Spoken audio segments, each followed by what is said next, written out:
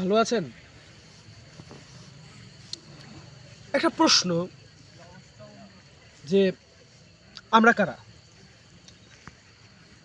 সহজভাবে উত্তরটা দিই। আমরা মানুষ। এখন মানুষ জন্মায়, সে কিছুকাল বাড়ে, তারপর সে মারা যায়। এর মধ্যে আর কি আছে? এর মধ্যে আছে মানুষের চিন্তা। মানুষ ভাবে, মানুষ কিছু করে, কিছু করার চেষ্টা করে।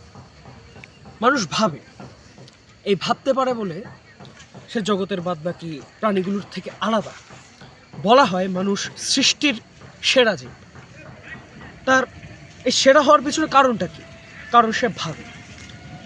এই যে মানুষের ভাবা, এই ভাবা থেকে জন্ম হয়েছে দর্শন। দর্শন, এই দর্শনটা কি? আমি বইয়ের বিস্তারিত আলোচনায় যাব না, আমি নিজের ভাষাতেই বলি। দর্শন হচ্ছে এই মানুষের ভাবনা। মানুষের ভাবনাটাই মূলত দর্শন। সে যেভাবে করে ভেবেছে বিভিন্ন বিষয় নিয়ে, কখনো জীবন নিয়ে, কখনো পরিবার কাঠামো নিয়ে, কখনো রাষ্ট্র নিয়ে, এটাই। তো এই যে প্রাচীনকালে দার্শনিকেরা তাদের চিন্তা ভাবনাগুলো প্রকাশ করতেন, সেই সব দর্শনের সবটাই যে ঠিক তা কিন্তু নয়। কিছু কিছু দার্শনিক কথাবার্তার ভিতরে এমন কিছু কমতি, আসলে কমতি বলবো না, মানে ধরে নিন এমন কিছু বিষয়াদি ছিল যেগুলো হয়তো মানে যায় না, সব ক্ষেত্রে সবটা সময় যায় না, মানে দার্শনিকভাবে সব কথা বলে দিলেও হয় না। তো এরকমই দর্শনের বিষয়টা এমন যে হয় যে এটা কখনো কখনো বা ঠিক, কখনো কখনো বা ভুল। আর দর্শন তো হচ্ছে চিন্তা, তাই না? বিষয়টা এরকম। তো এই যে এই চিন্তাগুলো প্রকাশের মধ্যেই কিন্তু আসলে আপনার এই দর্শনটা ফুটে ওঠে। আমি তাই মনে করি যে মানুষের উচিত বলা, মানুষের উচিত জানানো, সে যেটা ভাবে, সে যেটা মনে করে। এই যে ধরে নিন আমার একটা ইউটিউব চ্যানেল, এটাকে আমি আসলে চ্যানেল বলতেও চাই না। এখানে আসলে একটা ইউটিউব চ্যানেলের অনেক কিছু বৈশিষ্ট্য থাকে, এখানে সুন্দর ভিডিও কোয়ালিটি থাকে, ইত্যাদি ইত্যাদি অনেক কিছু থাকে। তার কোনোটাই আমার নেই। তাও ধরে নিচ্ছি এটা আমার একটা ইউটিউব চ্যানেল। এখানে বেশি কিছুই করব না। আমি একটা মানুষ, আমার নিজের কিছু দর্শন আছে, আরও 10টা মানুষ, তাদের কিছু দর্শন আছে। এই যে আমি একটা মানুষ, আমি নিজের কথাগুলো বলবো, নিজের মতো করে বলবো।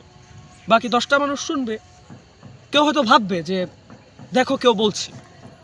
আমি মনে করি বলার মধ্যে একটা সৌন্দর্য আছে, এবং আমি ক্ষুদ্র জীবনে নিজে যেটা ভাবি, নিজে যেটা মনে করি, আমি মনে করি আমার এটা প্রকাশ করা উচিত কোথাও না কোথাও। অনেক বছর পরে, অনেক কাল পরে কেউ বা কারা দেখলো, আমি মনে করি এর ভিতরে একটা সৌন্দর্য আছে। জীবনটা তো ছোট, তাই না? ছোটোখাটো কিছু ইচ্ছা পূরণ করি না, এটাই ভালো, এটাই ভালো। নিজের মতো করে, নিজের মতো। আমার চ্যানেলের আরেকটা ছোটোখাটো খুব নিরীহ আরেকটা উদ্দেশ্য আছে। সেটা হচ্ছে ধরে নিন কোথাও একটা বেড়াতে গেলাম, বা করলাম কিছু ছোটোখাটো ভিডিও, ছেড়ে দিলাম ইউটিউবে। 50 বছর পরে, 100 বছর পরে যদি অনলাইন টিকে থাকে, কেউ বা কারা আমার ওই ভিডিওটা দেখলো, ভিডিওটা দেখে বলল আচ্ছা 50 বছর আগে জায়গাটা দেখতে তাহলে এরকম ছিল। একটা বিস্ময় ফুটে উঠে। মানে হয় না, মানে আমরা দেখি না 1960 সালের ঢাকা শহর, বা কেমন ছিল ব্রিটিশদের সময় ঢাকা শহর, হঠাৎ এরকম কারো চোখে পড়বে। কেমন ছিল 2025 সালের চট্টগ্রাম, কেমন ছিল 2026 সালের রাজশাহী শহর, সুন্দর হবে না ব্যাপারটা? বা কেমন ছিল 2026 সালের সাজেক ভ্যালি, 2026 সালের ফেনী শহর, সুন্দর হবে না ব্যাপারটা?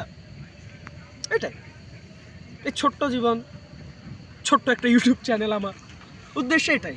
মানে নিজের কিছু কথা বলবো, নিজের মতো করে বলবো, নিজের মতো করে নানা স্থান ঘুরবো, নিজের মতো ঘুরবো, সেগুলোকে তুলে ধরবো নিজের মতো করে। ভিডিওটার উদ্দেশ্য আজকে এটাই ছিল, শুধু নিজের উদ্দেশ্যটা বলা, এটাই।